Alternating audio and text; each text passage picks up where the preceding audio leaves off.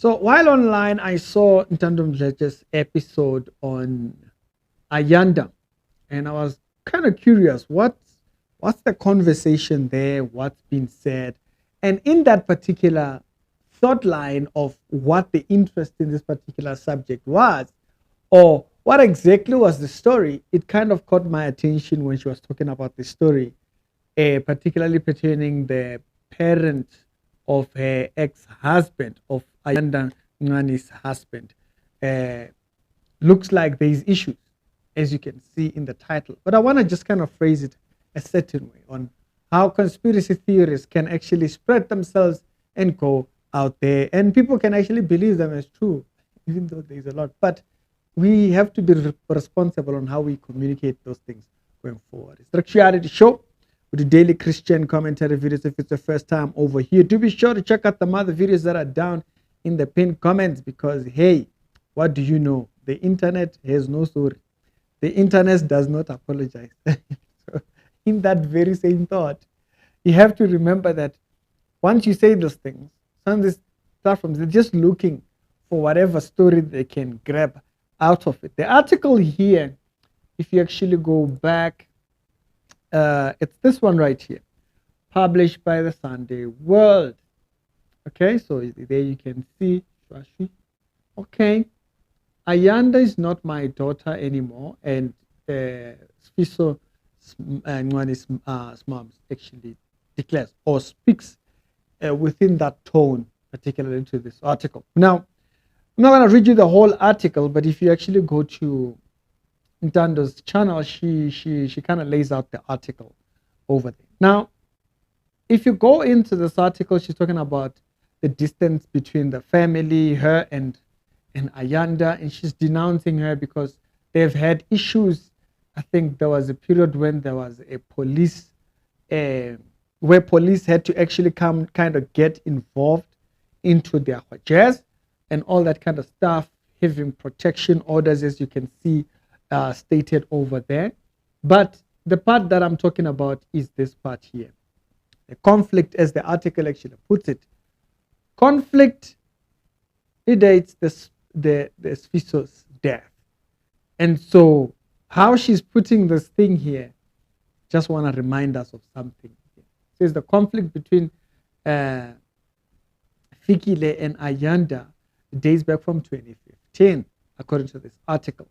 It says when Fikile accused Sfiso in the media of not taking care of him. And so there was that distancing between mother and son. And the mother was saying that she wasn't taken care of. Yeah, it becomes quite a hectic one once one becomes successful in a certain light to the family, or how they take it back in the family. Now, bearing in mind that they too now, your son now has a family. So there's that weight there. For some people, we've seen, I just want to state this last point before I go back to that. For some people, they don't take it very well. That weight results in them taking themselves out. We've seen, we spoke about a story of a young man from Zambia who had, I don't know, according to Iron Genesis, it said that the young man had sold himself over and he had given up completely because at the end of it all, the weight of all the bills and all those things, they just weighed on him. He never saw a way of resolving the entire thing. And so he actually just resulted to saying, you know what, I'm not doing that.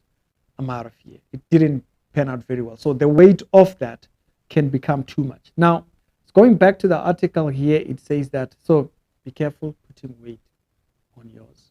Okay? It says Sfiso and Ayanda hit back accusing Fikile of witchcraft. Now, that's according to the article. Okay, so the article puts it there that there was this article supposedly about witchcraft and so forth. It's getting a lot. The insults went back and forth until Sfiso and his mom found each other.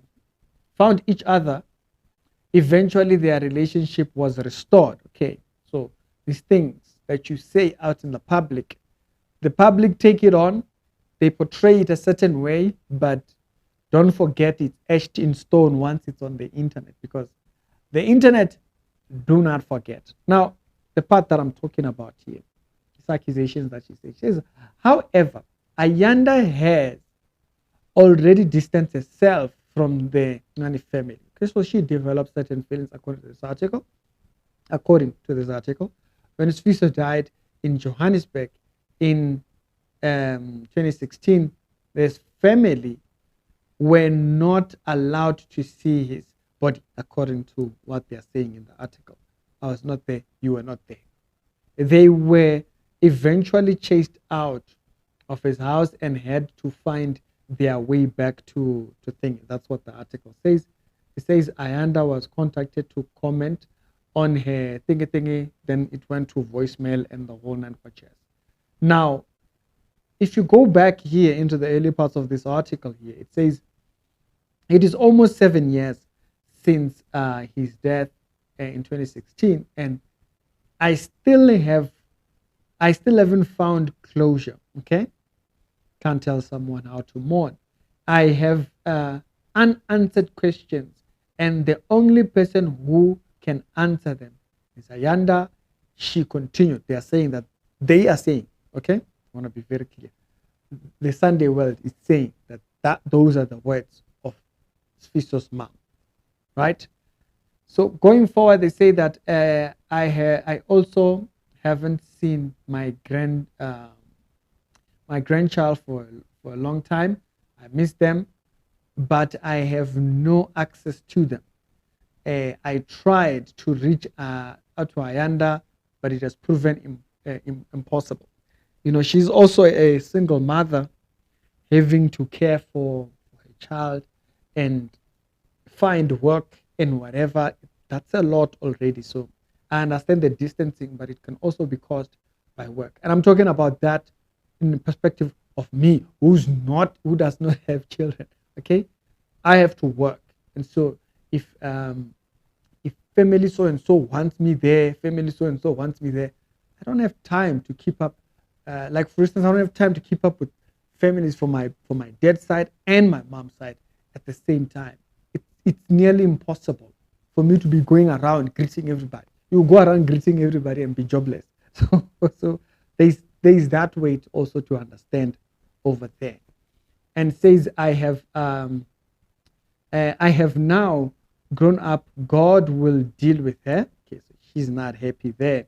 And she says, in a statement that could suggest Fikile suspects something about the circumstances of her son's death, Fikile dropped a bombshell. I just pray that one day she tells the world what really happened to my son. So that's what the Sunday, I want to be very clear. This is the Sunday World. That's the article. That's the statement over there. So in how she has laid out her argument or her issues with Ayanda, it's an accusation, right? So that's an accusation. It can land people further drifting further apart and so forth. But not only that, it can land with all these suspicions around her. Now, this doesn't help.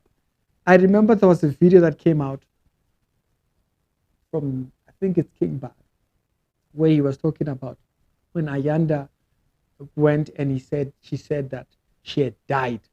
Remember that particular testimony when Ayanda made that testimony that she had died and now she was back to, God had brought her back to life. King Baga had said in that particular story, if you look for that video and you find it, King Baga said, who is a Inyanga, okay, a Inyanga from KZN, who used to date Kelly Kumar. And so he said he sees it as a ritual conversation, like what she said, that statement. He sees that statement as a ritual conversation. So it doesn't help for the mother-in-law here to be adding this particular comment.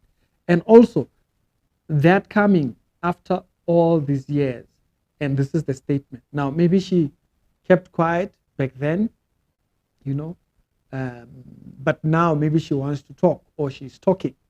And the point being this, guys, the media don't care about your relationship or restoration about that relationship.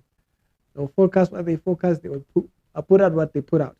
And so in this article, um, if I wrote the article, I would skip that. Just kind of like, yeah, this is the highlighting thingy, and they're highlighting the broken aspects of the relationship and issues between the daughter-in-law and so forth. Yeah, highlight that. Hey, but that part, I'll just kind of keep it out.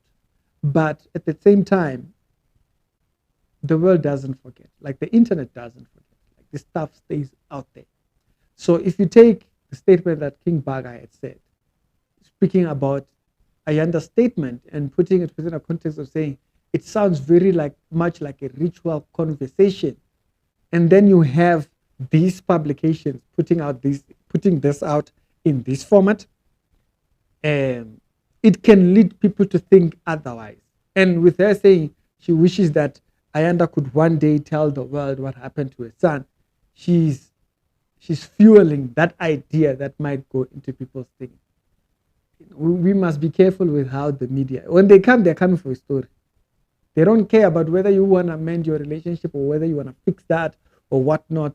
They are there, peddle the narrative that they want to peddle. They leave you there. So we should be very careful how we portray ourselves or portray our relationships to the internet or to the media tabloids and stuff like that, because that can get very wiki-wonky. Okay? It's the Next Reality Show. We do daily Christian commentary videos. It helps to heal and to restore yourself unto God, because that healing becomes of such heavy meaning. You don't wanna have stories like that out there. But hey, I'm not in their life. Other people might be up for that. It's Ricky. I'll tell me your thoughts. I thought it was worth mentioning here, to remind us.